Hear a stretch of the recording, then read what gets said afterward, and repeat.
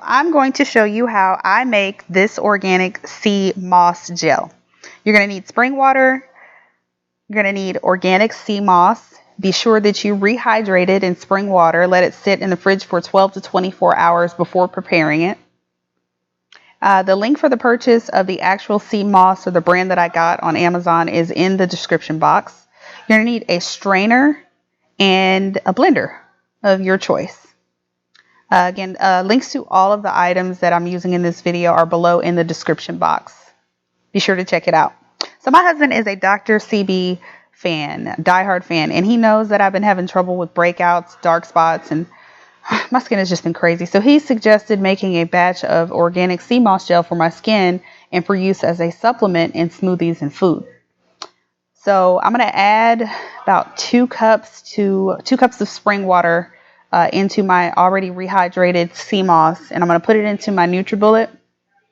I'm going to let it mix for about a minute and 30 seconds or 2 minutes, or until the consistency is somewhat thick, but not too thick to where it won't go through a strainer.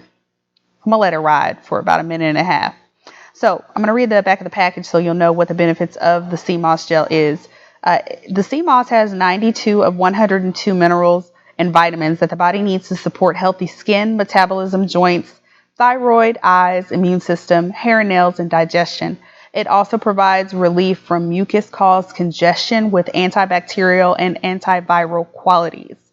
I need all of that help. So I'm really excited about being able to use this on my skin and to be able to use it as a supplement. A girl can use a metabolism boost. All right, so now that we're done mixing, you can see the consistency is a little thick. I'll tell you what, I probably would have used about another half of a cup of water, or the spring water, so that it wouldn't be so thick.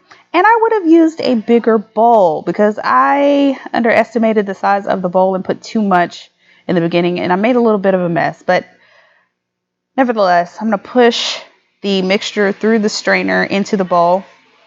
You can see the gel that's forming and coming through the strainer into the bowl, and that's what I'm going to have as my mask. And I'm also going to keep a batch I'm going to make another batch for the refrigerator that I can use to get a spoonful to put into my smoothies. The stuff that's left over is gritty. Some people put it in their smoothies and they don't mind, but I don't like to have that gritty stuff in my smoothie, so I am not going to use it. I'm probably going to break it down into another batch and use it to make more gel. So there you have it. That's it. It's pretty simple. If you would like to leave me suggestions on, or if you'd like to tell me how you make your sea moss gel, definitely let me know if there's a better way that it can be done. Hit me up in the comments and let me know what you think. Make sure that you also go and like and subscribe to my channel if you're interested in seeing more videos. Thanks a lot.